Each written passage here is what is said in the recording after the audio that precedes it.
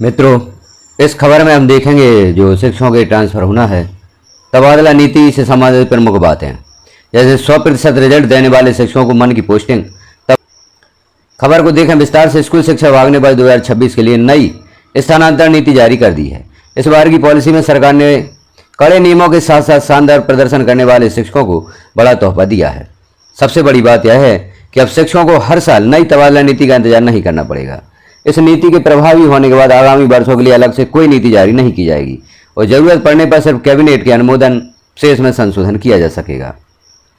नई नीति में यह जरूर कहा गया है कि स्थानांतरण के लिए ऑफलाइन आवेदन स्वीकार नहीं होगा और रिक्त पदों पर बगैर मानवीय हस्तक्षेप के पोर्टल के माध्यम से सालों का ऑनलाइन आवंटन किया जाएगा। हालांकि प्रशासकीय और स्वैच्छिक दोनों ही प्रकार के तबादलों में आदेश जारी करने से पहले प्रभारी मंत्री जिला संवर्ग के लिए और विभागीय मंत्री संभाग और राज्य संवर्ग के लिए का अनुमोदन अनिवार्य रखा गया है।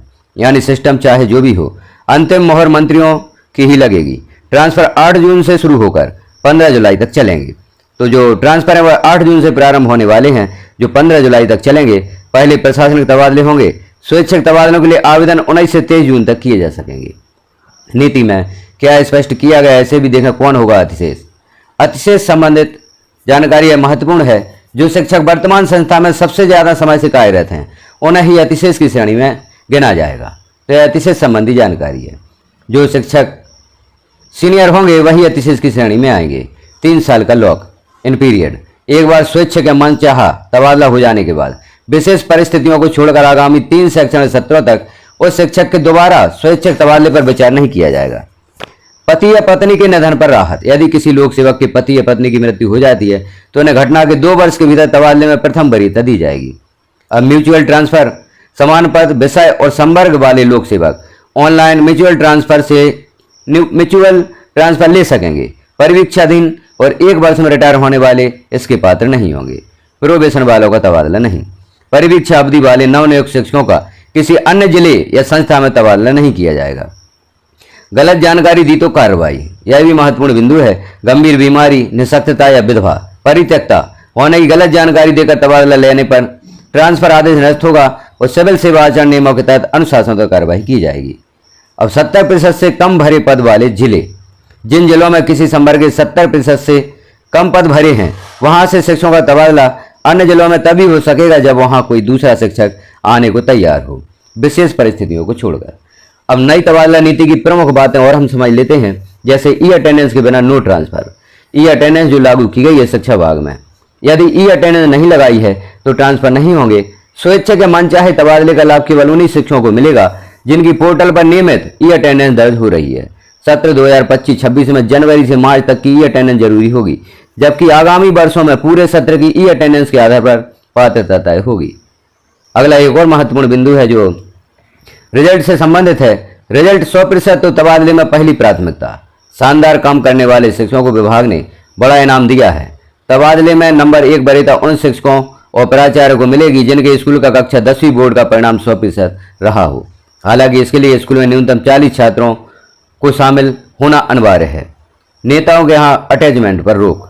नीति में साफ कर दिया गया है किसी भी शिक्षक या प्राचार्य को निर्वाचित जनप्रतिनिधियों या विधायक, सांसद आदि की निजी पदस्थापना में पदस्थ नहीं किया जाएगा। अब शहरों में जमे अतिशेष शिक्षकों पर गिरेगी गाज। यह भी एक महत्वपूर्ण बिंदु है। जिन स्कूलों में तय सेटअप से ज्यादा शिक्षक यानी अतिशेष हैं, उन्हें अब शिक्षकों की कमी वाले या 0 टीचर वाले स्कूलों में जाना होगा। अतिशेष शिक्षकों को ऑनलाइन स्वैच्छिक तबादला प्रक्रिया में भाग लेना होगा। तो जो अतिशेष शिक्षक होंगे उन्हें स्वैच्छिक आवेदन करना होगा तथा अतिशेष शिक्षकों को ऑनलाइन स्वैच्छिक तबादला प्रक्रिया में भाग लेना होगा। यदि वे ऐसा नहीं करते तो विभाग उनका प्रशासन के आधार पर सीधे खाली स्कूलों में तबादला कर देगा। मैनुअल दखल खत्म। महत्वपूर्ण बात, स्कूलों का आवंटन बिना किसी मानवीय हस्तक्षेप के सॉफ्टवेयर के माध्यम से ऑनलाइन जनरेट किया जाएगा। इस सूची में कोई भी संशोधन संभव नहीं होगा। कोटे की लिमिट से इन मामलों को बाहर रखा गया। जो कोटा तय किया गया है ट्रांसफर का, इन मामलों में उस कोटे को बाहर रखा गया है। जैसे पति पत्नी को एक ही स्थान पर पदस्थ करने और स्वयं की गंभीर बीमारी जैसे कैंसर, किडनी ट्रांसप्लांट, लकवा आदि के मामलों को विभाग के अधिकतम स्थानांतरण प्रतिशत या कोटे की सीमा से बाहर रखा गया है। महिलाओं को मिलेगा गृह जिला। सामान्यतः सहायक संचालक या उससे वरिष्ठ अधिकारियों को गृह जिले में पोस्टिंग नहीं मिलती, लेकिन अविवाहित, विधवा, तलाकशुदा, परित्यक्ता महिलाओं और गंभीर बीमारी से पीड़ित मामलों में उन्हें अपने गृह जिले में तबादला लेने की विशेष छूट दी गई है। बुजुर्ग शिक्षकों को राहत। जिन कर्मचारियों के रिटायरमेंट में 1 वर्ष या उससे कम समय बचा है, उनका सामान्यतः प्रशासनिक स्थानांतरण नहीं किया जाएगा और न ही उन्हें अतिशय मानकर हटाया जाएगा। तो यह महत्वपूर्ण बातें हैं स्थानांतरण से संबंधित। अब यहाँ जो हमने देखा था, तबादला नीति 8 जून से शुरू होकर 15 जुलाई तक ट्रांसफर होंगे, अर्थात यह प्रक्रिया 8 जून से प्रारंभ होने वाली है और 15 जुलाई तक यह ट्रांसफर होंगे। स्वैच्छिक के लिए आवेदन 19 से 23 तक स्वैच्छिक स्थानांतरण वाले अपना आवेदन कर सकते हैं, अर्थात यह प्रक्रिया 19 जून से प्रारंभ होगी।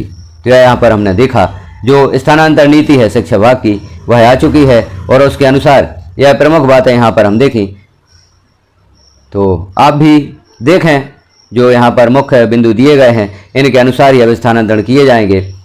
जानकारी कैसी लगी आपको कमेंट में एक बार अवश्य बताएं और आपको यह जानकारी प्राप्त होती है तो अन्य साथियों में शेयर अवश्य करें ताकि स्थानांतरण चाहने वाले शिक्षक अपना आवेदन कर सकें इन शर्तों के अधीन, वह भी देख सकें किन शर्तों के अधीन उनका स्थानांतरण होगा, प्रशासनिक स्थानांतरण कैसे होगा और अच्छे शिक्षक कौन होगा, उनका स्थानांतरण कैसे होगा, उन्हें स्वैच्छिक प्रक्रिया में भाग लेना, यह भी जानकारी उन्हें प्राप्त हो सके। तो जानकारी को अन्य साथियों में शेयर करें। चैनल पर पहली बार हैं तो इस प्रकार की खबरें देखने के लिए चैनल को सब्सक्राइब अवश्य कर लें। बेल आइकन को क्लिक कर ऑल पर प्रेस कर दें ताकि इस प्रकार की महत्वपूर्ण खबरें आपको नोटिफिकेशन के रूप में प्राप्त हो सकें। स्थानांतरण से संबंधित अन्य खबरें देखने के लिए चैनल पर विजिट अवश्य करते रहें।